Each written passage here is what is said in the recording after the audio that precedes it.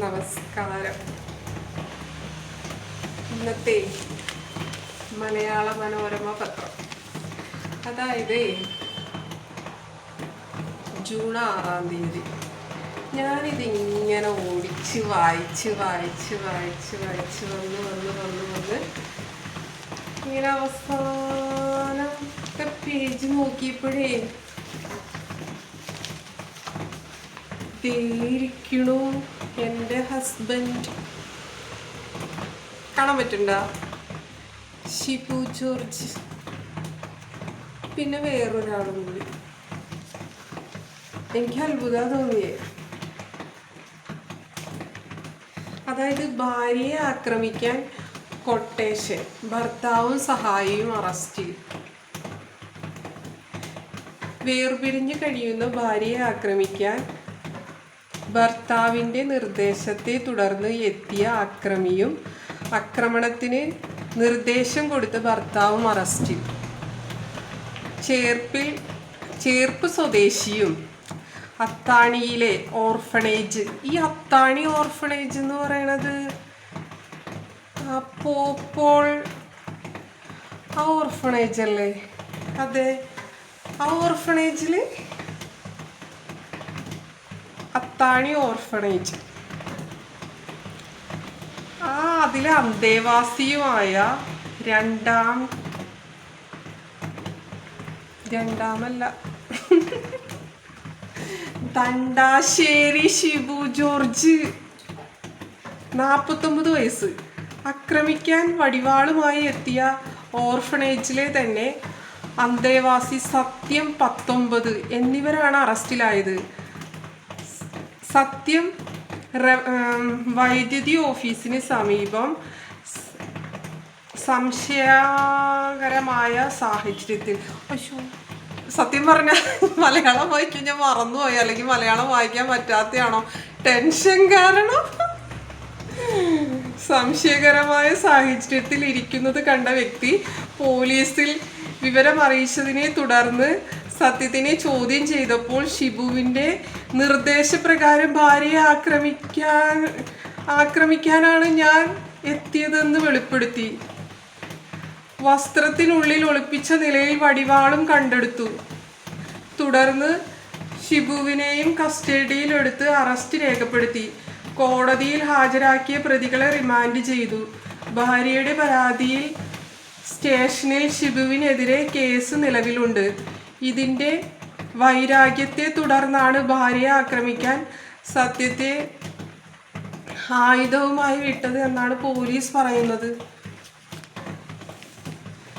മലയാള മനോരമ പത്രത്തിൽ ഇങ്ങനത്തെ ഒരു ന്യൂസ് ഇന്ന് ഞാൻ കണ്ടു കഴിഞ്ഞപ്പോൾ സത്യം പറഞ്ഞാൽ ആകെ ഞെട്ടിപ്പോയി. പിന്നെ ഈ ഓർഫണേജ് എന്ന് പറയുന്ന അത്താണിയിലുള്ള, അമ്പലപുരം അത്താണിയിലുള്ള പോപ്പോൾ എന്ന് പറഞ്ഞാൽ അവിടെയൊക്കെ ഇങ്ങനത്തെ ഉള്ള ക്രിമിനലുകളെയാണ് പ്രവർത്തിച്ചിരിക്കുന്നത്. അപ്പൊ അവിടെയുള്ള വേറെ അന്തേവാസികളൊക്കെ എന്തായിരിക്കും? ഒന്ന് ആലോചിച്ച് നോക്കിയേ. എന്തായാലും കൊള്ളാട്ടോ. അച്ഛന്മാരും കന്യാസ്ത്രീകളും നടത്തുന്നില്ലേ, ആ അച്ഛന്മാർക്കും കന്യാസ്ത്രീകളും ഒക്കെ ഇങ്ങനെയുള്ള ക്രിമിനലുകളെയാണോ അവിടെ സഹായികളായിട്ടും പിന്നെ ഈ അന്തേവാസികളായിട്ടും പാർപ്പിച്ചിരിക്കുന്നത്? ഇപ്പം എങ്ങനെയുണ്ട്? ഞാൻ കഴിഞ്ഞ വർഷം 2025 നവംബർ 24-ാം തീയതി ഈ ചേർപ്പിലെ ഈ വീട്ടിൽ ഷിബു ജോർജ് എന്ന് പറഞ്ഞ എൻ്റെ ഭർത്താവ് 6 പേരോളം ഉണ്ടായിരുന്നു. അവരെയും കൊണ്ട് ഇവിടെ വന്ന് ഈ വാതിലൊക്കെ വെട്ടിപ്പൊളിച്ച്, ഇപ്പോഴും ഇവിടെ ബ്ലഡും ആ വെട്ടിപ്പൊളിച്ച ഗ്ലാസ്സുകളും ഒക്കെ ഇവിടെ തന്നെ കിടക്കുന്നുണ്ട്. അതൊക്കെ കാണിച്ച് ഞാൻ വീഡിയോ എടുത്തിട്ടപ്പോൾ മറുനാടൻ മലയാളിയിലെ പീയൂഷ്, പിന്നെന്തോ ഇസ്മി ഖൈസ് എന്ന് പറയണവൻ, ഇവരെല്ലാവരും കൂടി വീഡിയോ ചെയ്ത് ഞാനാണ് കുറ്റക്കാരി, ഷിബുവിൻ്റെ സഹായികളായി വന്നവരെ ഞാൻ പെപ്പർ സ്പ്രേ അടിച്ചു, ഇങ്ങനെയൊക്കെ പറഞ്ഞ് എനിക്കെതിരെ ഒരുപാട് വീഡിയോ ചെയ്തു. ആ സമയത്ത് എൻ്റെ അമ്മ മെഡിക്കൽ കോളേജിൽ സീരിയസ് ആയിട്ട് കിടക്കി. ഈ സംഭവങ്ങളൊക്കെ അറിഞ്ഞ അമ്മ ഭയങ്കര പ്രശ്നത്തിലായി. എന്തിന് എൻ്റെ അമ്മയെ എനിക്ക് എൻ്റെ ബ്രദർ കൊണ്ടുപോയി പീഡിപ്പിക്കുന്നു, ശാരീരികമായിട്ട് പീഡിപ്പിക്കുന്നു എന്ന് പറഞ്ഞ് ഞാൻ ഹേബിയസ് കോർപ്പസ് ഫയൽ ചെയ്തപ്പോൾ എൻ്റെ പേരിൽ ക്രിമിനൽ കേസ്, എൻ്റെ ഭർത്താവിനെ കൊല്ലാൻ നോക്കി എന്ന് പറഞ്ഞ് ക്രിമിനൽ കേസ് ഫയൽ ചെയ്തിട്ടുണ്ട്, 3 FIR ഇട്ടിട്ടുണ്ട് എന്നൊക്കെ പറഞ്ഞ് ഹൈക്കോടതിയിൽ റിപ്പോർട്ട് കൊടുത്തതിൻ്റെ അടിസ്ഥാനത്തിൽ എൻ്റെ അമ്മയെ എനിക്ക് തിരികെ കിട്ടിയില്ല. എൻ്റെ ബ്രദറും അവൻ്റെ വൈഫും അമ്മയും കൂടി എൻ്റെ അമ്മയെ മാനസികമായിട്ടും ശാരീരികമായിട്ടും ഭക്ഷണം കൊടുക്കാണ്ടും മരുന്ന് കൊടുക്കാണ്ടും പീഡിപ്പിച്ച് കൊന്നു കളഞ്ഞു. ഈ ഒരു ഷിബു ജോർജ് എന്ന് പറഞ്ഞ ഈ ഒരു ഭിന്നശേഷിക്കാരനെ ഞാൻ വിവാഹം കഴിച്ചതിൽ ഞാൻ അനുഭവിച്ചത് എത്ര മാനസിക പീഡനങ്ങളായിരുന്നു. എനിക്ക് എൻ്റെ അമ്മ വരെ നഷ്ടപ്പെട്ടു.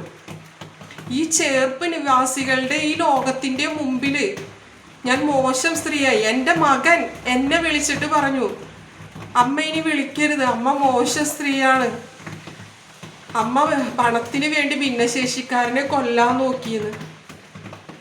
ഇപ്പൊ എല്ലാവർക്കും മനസ്സിലായോ സത്യം? എന്നെ കൊല്ലാൻ വേണ്ടി.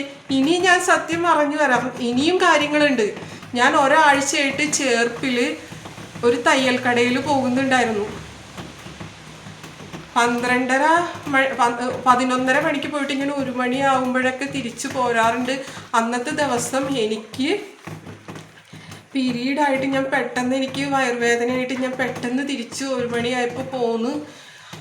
ആ സമയമൊക്കെ നോക്കിയാണ് ഇവരവിടെ ഇരുന്നേക്കണേ. ഞാൻ ഒരാഴ്ചയായിട്ട് ആ KCB, ചേർപ്പിലെ KCBയുടെ അതിലൂടെയാണ് പോകുന്നത്. ഇതെല്ലാം വാച്ച് ചെയ്തിട്ടാണ് എന്നെ കൊല്ലാൻ വേണ്ടിയിട്ട് വെട്ടുകത്തിയുമായിട്ട് ഈ ഷിബുവിൻ്റെ ആളുകളെ ഇട്ടേക്കണം. അപ്പം ഈ അത്താണിയിലുള്ള പോപ്പോൾ എന്ന് പറയുന്ന ആ ഒരു അനാഥാലയത്തിലെ ജോലിക്കാരനാണെന്ന് പറയുന്നത്.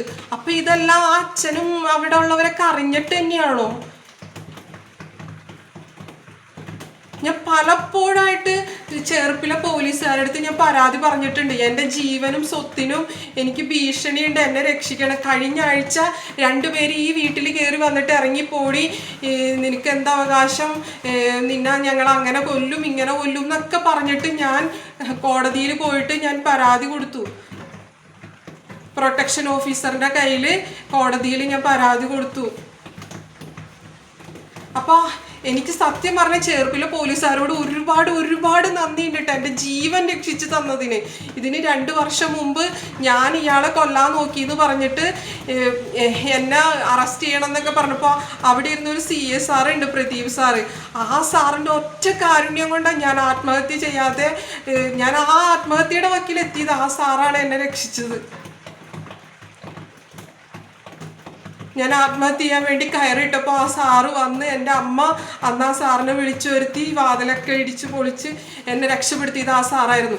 ഇനിയെങ്കിലും ഞാൻ ഷിബു ജോർജിനോട് ഞാൻ പറയുവാണ്, ഷിബു ജോർജ് ഇങ്ങനെ മനുഷ്യരെ കൊന്നും കൊലവിളിച്ചും നടന്നത് കൊണ്ടല്ലേ ഷിബു ജോർജിൻ്റെ ഈ 2 കാലും തളർന്ന് ഇങ്ങനെ കിടക്കേണ്ട അവസ്ഥ വന്നിരിക്കുന്നത്.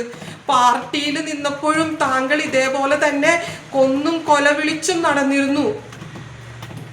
ഇപ്പൊ സ്വന്തം ഭാര്യയെ താൻ കൊല്ലാൻ ശ്രമിച്ച്, എന്നിട്ടും തന്നെ പോലീസ് അറസ്റ്റ് ചെയ്തില്ല.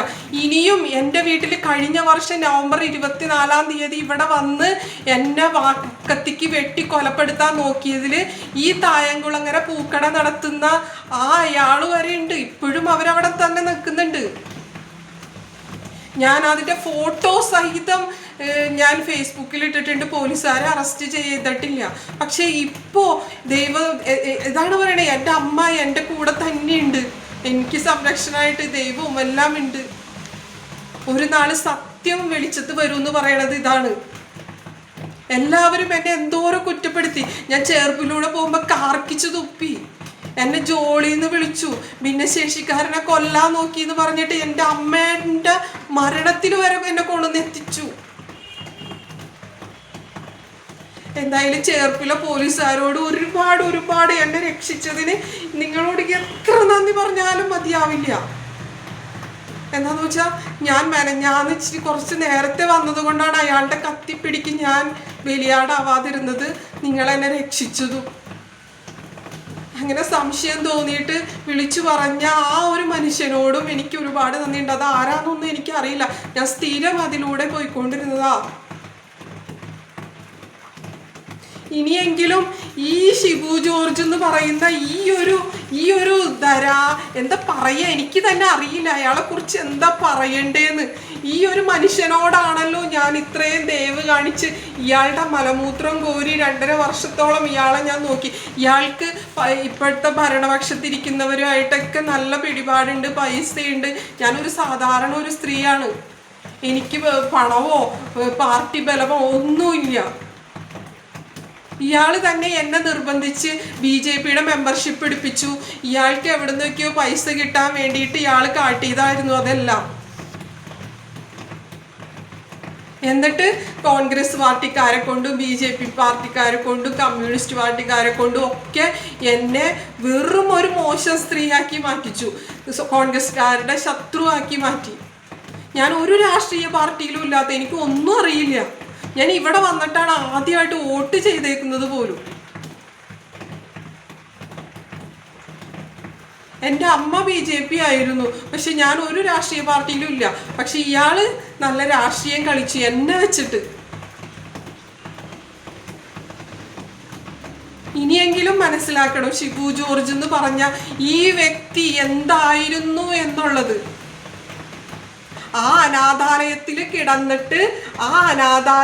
കിടന്ന് ഈ വ്യക്തി കാട്ടിക്കൂട്ടിയ വൃത്തികേടുകൾ 2.5 വർഷത്തോളം ഈ വ്യക്തി കാട്ടിക്കൂട്ടിയത്. ഇനിയും അറസ്റ്റ് ചെയ്യാനുണ്ട്, ഇനിയും ആളുകളുണ്ട്, ഇനിയും എനിക്ക് പേടിയുണ്ട്. ഞാൻ ഇനിയും റോഡിലൂടെ പോകുമ്പോൾ, ഞാൻ കഴിഞ്ഞ ദിവസം ഒരു വീഡിയോ ചെയ്തു. ഈ വീട്ടിൽ ആളുകൾ കയറി വന്നു എന്നെ ഉപദ്രവിച്ചു എന്ന് പറഞ്ഞപ്പോൾ ഞാൻ കള്ളം പറയുമോയെന്നും എല്ലാം പറഞ്ഞു. എന്താണെന്ന് വെച്ചിട്ടുണ്ടെങ്കിൽ എന്നെ എങ്ങനെ മോശമാക്കാന്നാണ് ഷിബു ജോർജും കുടുംബവും ഷിബു ജോർജിൻ്റെ കുറച്ച് കൂട്ടുകാരും ഈ ചിന്തിച്ചു. എല്ലാവരെയും ഞാൻ പറയുന്നില്ല കേട്ടോ. എല്ലാ കോൺഗ്രസ്സുകാരും എല്ലാ കമ്മ്യൂണിസ്റ്റുകാരും BJPക്കാരും ഷിബു ജോർജിന് സപ്പോർട്ടല്ല. എനിക്ക് നന്നായിട്ട് അറിയാം. ഷിബു ജോർജിൻ്റെ കുറേ ശിങ്കിടികളുണ്ട്, ഷിബു ജോർജിനെ മനസ്സിലാക്കാത്തവർ.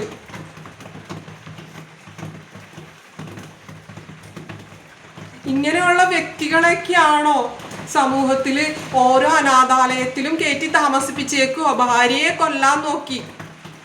ഞാൻ അന്നും ഈ പോപ്പോൾ മേഴ്സി ഹോമിലേക്ക് വിളിച്ചിട്ട് ഞാൻ പറഞ്ഞതാണ്, സത്യാവസ്ഥ പറഞ്ഞു കൊടുത്തതാണ്. എന്താണ് ഈ ഷിബു ജോർജ് എന്ന് പറയുന്ന ഒരു വ്യക്തി? ഷിബു ജോർജ് എന്നെ മാത്രമല്ല, ഈ ഇഷ്ടം പോലെ സ്ത്രീകളെ ഞാൻ ഈ ചേർപ്പ് പോലീസ് സ്റ്റേഷനിൽ കൊടുത്തിട്ടുണ്ട്. മാപ്രാണത്തുള്ള ഒരു ചേച്ചി എൻ്റെ അടുത്ത് കരഞ്ഞ് പറഞ്ഞിട്ടുണ്ട് ആ ചേച്ചിയുടെ കുടുംബം തകർത്തതും ഒക്കെ. ആ ചേച്ചി ഇവിടെ ഇരുന്ന് വിഷം കഴിച്ചു.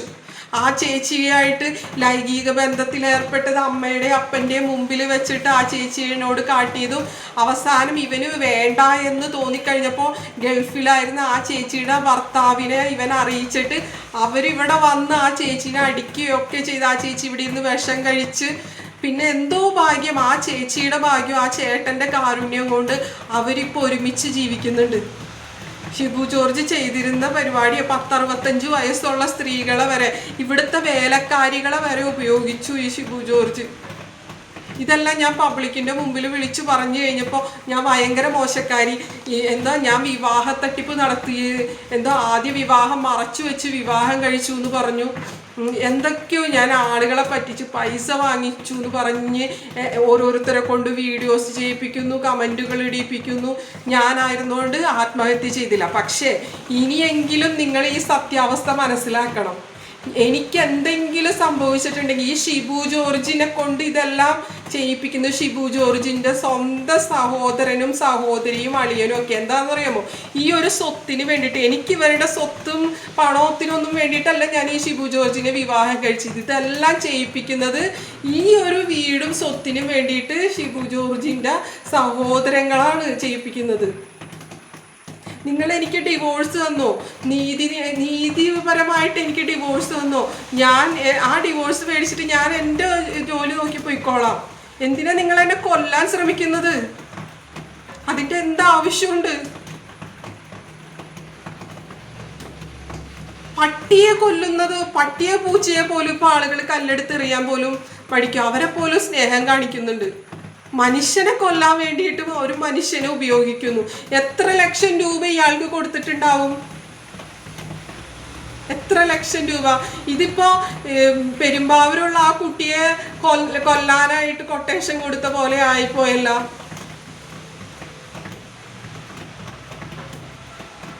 ചേർപ്പിലെ പോലീസുകാരോട് ഒരുപാട് നന്ദിയുണ്ട് കേട്ടോ, എൻ്റെ ജീവൻ രക്ഷപ്പെടുത്തി തന്നതിന്.